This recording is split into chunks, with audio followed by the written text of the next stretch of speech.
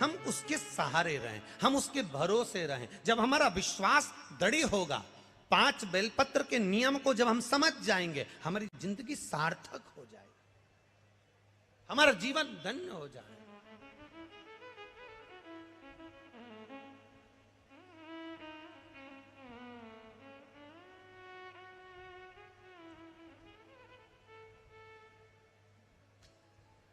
बाबा से विश्वास, भरोसा, दृढ़ता। नंदी भगवान शंकर का मित्र भी है, नंदी भगवान शंकर का गुरु भी है, नंदी भगवान शंकर का शिष्य भी है, नंदी भगवान शंकर का गण भी है, नंदी भगवान शंकर का वाहन भी है, नंदी भगवान शंकर का अवतार भी है, नंदी भगवान शंकर का पुत्र भी है। नंदी ये कोई साधारण नहीं। जिस नाम को नंदीश्वर शिव महापुराण को हम सुन रहे हैं, इसको समझना जरूरी है। शंकर भगवान ने नंदी को एक बार गुरु भी माना है।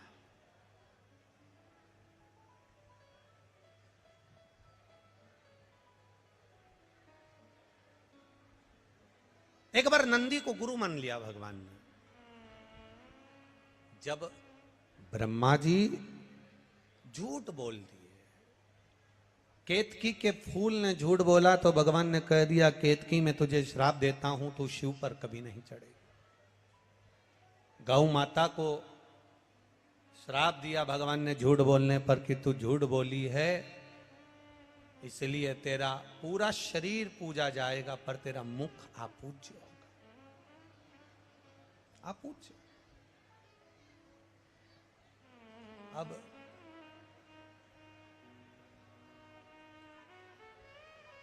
महाराज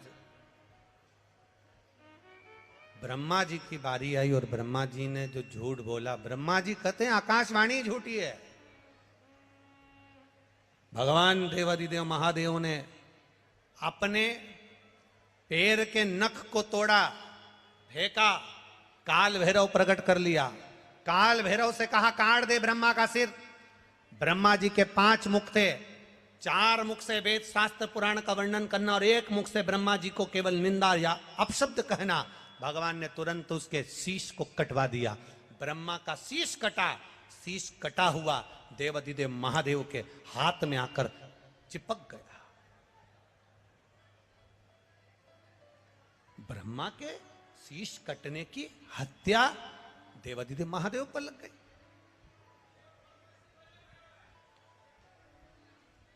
कपाल लग गया हाथ से,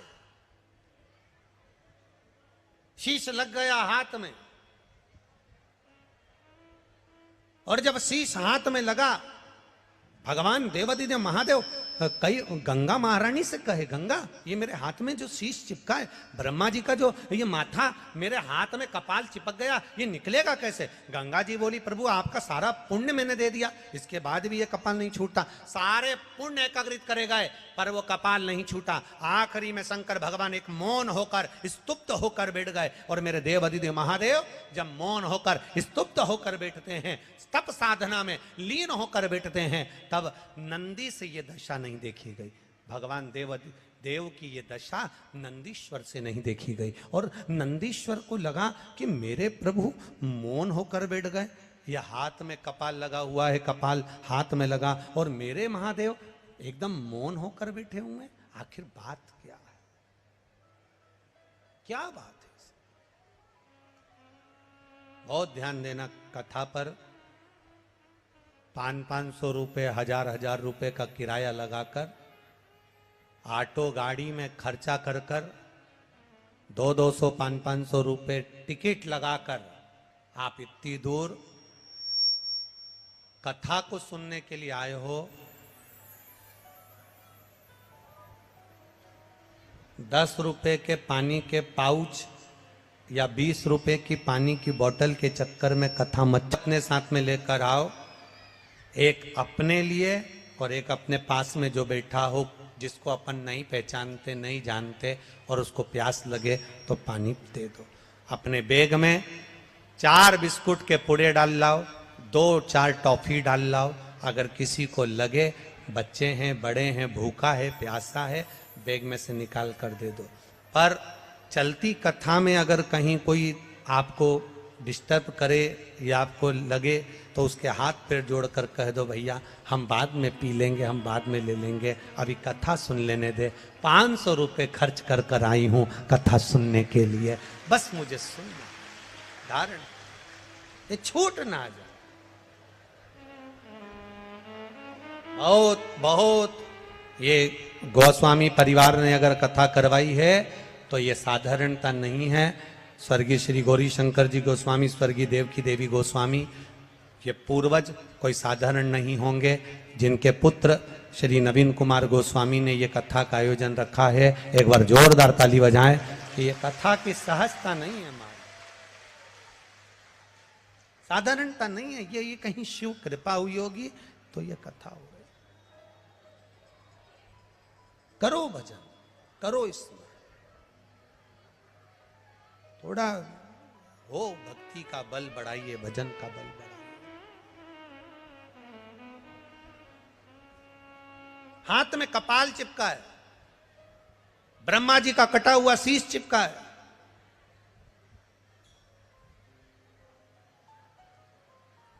और हाथ में जब ब्रह्मा जी का कटा हुआ शीश चिपका हुआ है, भगवान शिव तप साधना करने के लिए बैठ गए। अब वो कपाल हाथ से निकल नहीं रहा। गंगा महारानी भी कह रही है कि मैंने सारा पुण्य दे दिया पर ये कपाल नहीं निकल रहा। यमुना जी कह रही हैं मैंने पूरा पुण्य दे दिया, सरयू जी कह रही हैं, नर्मदा जी कह रही हैं सारा पुण्य दे दिया, पर ये कपाल हाथ से छूट नहीं रहा। नंदीश्वर से नहीं देखा गया, भगवान शिव के प्रिय गण नंदी से नहीं देखा गया। और जब नंदीश्वर से नहीं देखा गया तो नंदीश्वर उसी समय पर वहां से ओझल हो जाते हैं, चले जाते हैं।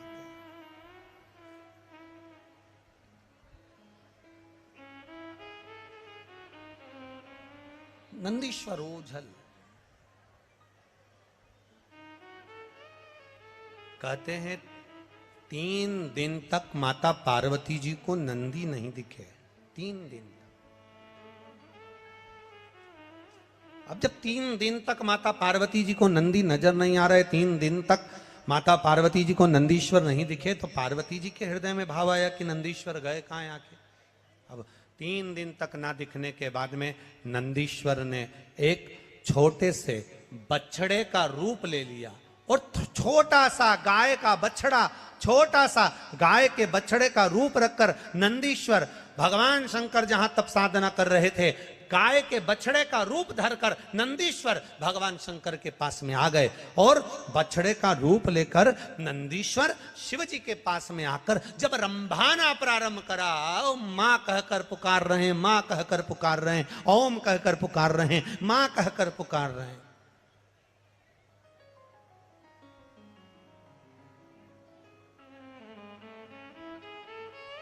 आप लोगों के यहां पर जो लोग गाय को पालते हैं, गौ माता की सेवा करते हैं, उनके घर में बछड़ा होता है, तो बछड़ा जब चिल्लाता है ना तो उसके बोलने में एक शब्द निकलता ओम।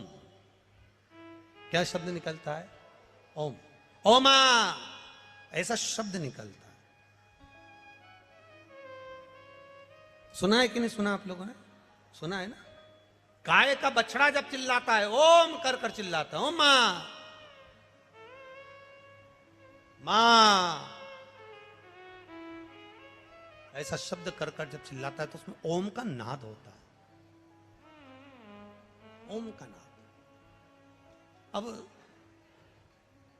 बछड़े ने चिल्लाना प्रारंभ करा, और बछड़ा जैसे जैसे चिल्लाया, शंकर भगवान तप साधना में डूबे थे, और देवाधिदेव महादेव जब तप साधना में डूबे हुए और बछड़ा चिल्ला रहा है, जम के आवाज लगा रहा, माँ माँ माँ चिल्ला रहा है, बहुत तेज तेज चिल्ला रहा है, शिव जी के नेत्र खुल गए, तप साधना टूट गई। भगवान शंकर के जब तप साधना टूटी,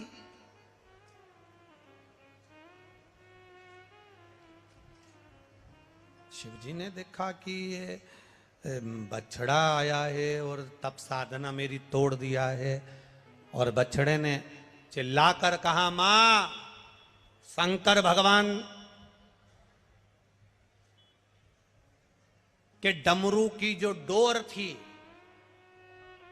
उस डमरू की डोर को छोटे से बछड़े ने अपने छोटे से सींग में उस डमरू की डोर को लटका लिया।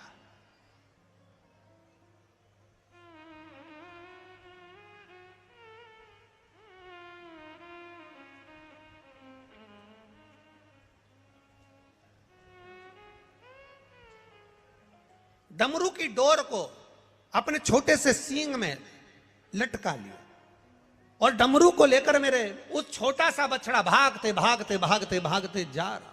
छोटा सा बछड़ा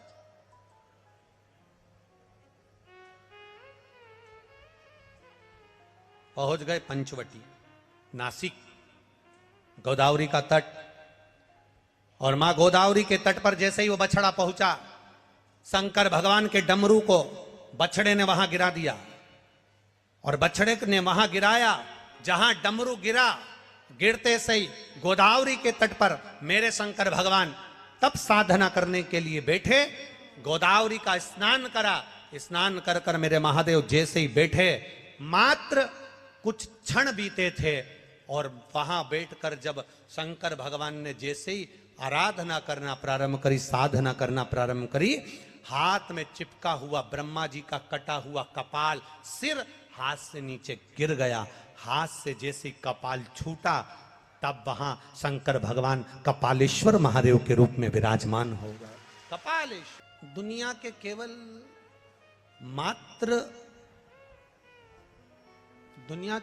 मात्र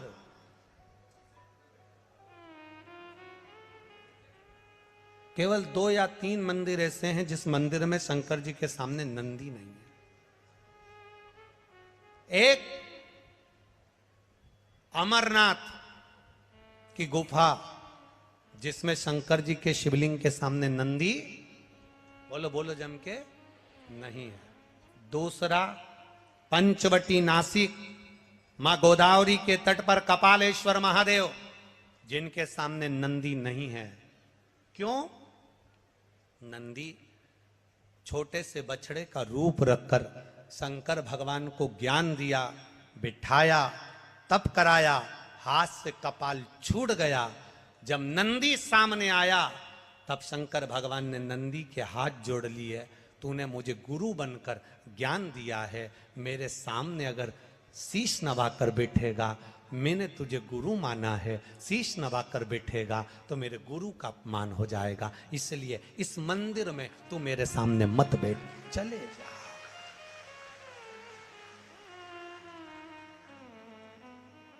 नासिक का पंचवटी में कपालेश्वर महादेव गोदावरी के तट पर एक ऐसा मंदिर, भारत की भूमि का वो सिद्ध मंदिर। नंदी मंदिर के बाहर होता है, गर्भगृह के बाहर। बोलो सही है कि गलत है? अब जरा समझ लेना बहुत अच्छे से हैं। किसी किसी मंदिर में नंदी जो मंदिर अंदर का होता है गर्भगृह, उस गर्भगृह से बाहर होता है। किसी किसी मंदिर में नंदी का जो शिवलिंग होता है भगवान का, उसके सामने जो जलाधारी होती है, नंदी उसके सामने होता है। बोलो करें दर्शन। किसी किसी मंदिर में नंदी, शंकर भगवान में मंदिर में अगर छोटी जगह है तो साइड में भी नंदी हो जाता है। करें दर्शन। कहीं कहीं शिवलिंग है, जलाधारी है, सब कुछ है, गणेश जी नहीं है, कार्तिकेय जी नहीं है, पार्वती जी नहीं है, केवल शिवलिंग है, जलाधारी है और नंदी है। करें हैं दर्शन। किसी किसी मंदिर में केवल शंकर भगवान का स्वरूप विराजमान है, शिवलिंग विराजमान है, नंदी नहीं है। तो शिव महापुराण की कथा यहां वर्णन कर रही है, उसको जरा समझिएगा। शिव पुराण कहती है, भगवान शंकर का चरित्र कहता है, शिव तत्व कहता है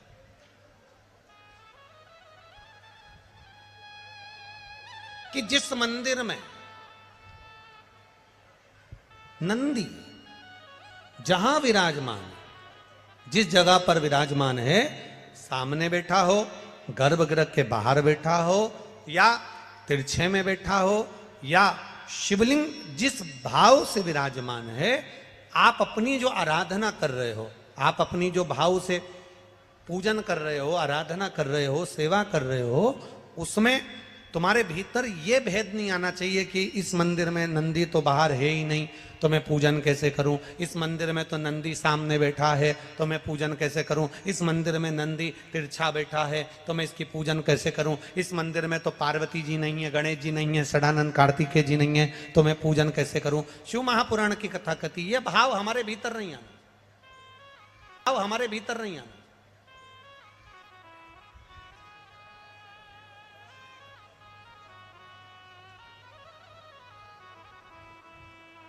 शिव का ओटला, ओटले से मतलब है कि कहीं कहीं वृक्ष के नीचे भगवान शंकर बैठे रहते हैं तो वहां मंदिर नहीं होता, केवल एक ओटला है, केवल ओटला, और उस पर शिवलिंग रखा हुआ, केवल एक ओटले पर भगवान शंकर का शिवलिंग रखा।